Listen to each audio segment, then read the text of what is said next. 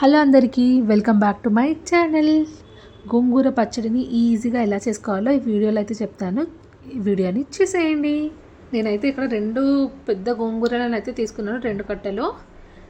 దీని ఆకులన్నీ తీసేసి దీన్ని మంచిగా వాష్ చేసుకోవాలి, ఎందుకంటే దీంట్లో డస్ట్ అయితే చాలా ఉంటుంది. ఇంకా దీన్ని కడుక్కొని సైడ్కి పెట్టేసేయండి. దాని తర్వాత ఒక కడాయిలో ఆయిల్ వేసి దాంట్లో అయితే పచ్చిమిరపకాయలు అయితే వేసుకున్నాను. నాకు ఈ పచ్చిమిరపకాయలు ఘాటుగా ఉన్నాయి కాబట్టి కొన్ని పచ్చిమిరపకాయలు అయితే వేసుకున్నాను. మీరు కారం బట్టి వేసుకోండి. ఆ పచ్చిమిరపకాయలు అన్నీ తీసేసాక దాంట్లోకి కడుక్కున్న గోంగూరను అయితే వేసేసేయాలి. దీన్ని ఆ ఆయిల్లోనే మంచిగా ఫ్రై చేసుకోండి. అదే మొత్తం మనకి పేస్ట్ లాగా అయితే అయిపోతుంది. ఆ పేస్ట్ లాగా వచ్చేంత వరకు దీన్ని అయితే కలుపుతూ ఉండండి. దీంట్లో నుంచి వాటర్ వచ్చి అదే పేస్ట్ లాగా అయితే అయిపోతుంది. ఈ విధంగా కన్సిస్టెన్సీ వచ్చాక దీన్ని దింపేసుకోండి. ఇది మంచిగా చల్లారాలి. చూస్తున్నారు కదా, మొత్తం పేస్ట్ లాగా అయితే అయిపోయింది. ఆల్రెడీ మనము ఫ్రై చేసేటప్పుడు పేస్ట్ లాగా అయితే అయిపోతుంది.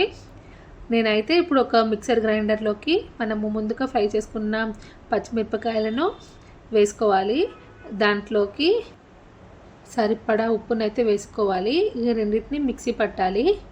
ఈ విధంగా కొంచెం పేస్ట్ అయ్యాక దాంట్లోకి మనము చల్లారి పెట్టుకున్న గోంగూరను అయితే వేసుకోవాలి. ఇప్పుడు దీన్ని జస్ట్ ఒక 2 సార్లు ఇలా తిప్పండి, సరిపోతుంది. పేస్ట్ లాగా అయితే అయిపోతుంది. చూసారు కదా, ఈ విధంగా కన్సిస్టెన్సీ ఉంటే సరిపోతుంది. ఇప్పుడు దాన్ని పక్కన పెట్టేసి నేనైతే అదే కడాయిలోకి ఆయిల్ అయితే వేసుకోవాలి. ఆయిల్ హీట్ ఎక్కాక అందులోకి ఆవాలు, జీలకర్ర, శనగపప్పు, ఎండుమిరపకాయలను అయితే తుంచి వేసుకోండి. ఇంకా దీంట్లోనే కరివేపాకును అయితే వేసుకోండి. కొంచెం పసుపును కూడా వేసుకోండి. ఇప్పుడు కొంచెం ఇలా కలిపేసి ఇంకా కిందకి దించుకోండి. అందులోకి మనం తయారు చేసిన గోంగూర పచ్చడి ఉంటుంది కదా, దీంట్లోకి తాలింపులోకి వేసేసుకోండి. దీన్ని బాగా కలుపుకోండి. అంతే, గోంగూర పచ్చడి అయితే రెడీ అయిపోతుంది. అసలు ఈ పచ్చడి చాలా ఈజీ, పుల్లగా చాలా బాగుంటుంది. మీరు కూడా ట్రై చేసి మీకు ఎలా వచ్చిందో నాకైతే కామెంట్స్లో పెట్టండి. దీన్ని అయితే ఇలా ఒక గిన్నెలోకి అయితే వేసుకుంటున్నాను. అసలు గోంగూర పచ్చడి ఇలా చేసుకొని ఉంచితే ఒక 2 ముద్దలు ఎక్కువనే తింటాము. నాకైతే ఇలా చూస్తేనే ఎప్పుడు తినాలి అని అయితే అనిపిస్తుంది. మీరు కూడా ట్రై చేయండి.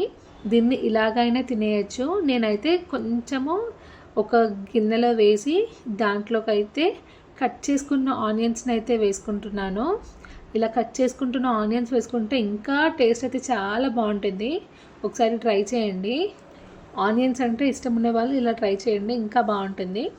లేకపోతే నార్మల్గా అలాగైనా తినేసేయచ్చు. ఇలా ఆనియన్స్ వేసి ఒకసారి కలుపుకోండి. టేస్ట్ అయితే అద్దరిపోద్ది. నేనైతే ఇక్కడ ఒక ప్లేట్లోకి అన్నం వేసుకొని ఇంక అప్పుడే గోంగూర పచ్చడి వేసుకొని అయితే తింటున్నాను. టేస్ట్ అయితే అద్దరిపోయింది. మీరు కూడా ట్రై చేయండి.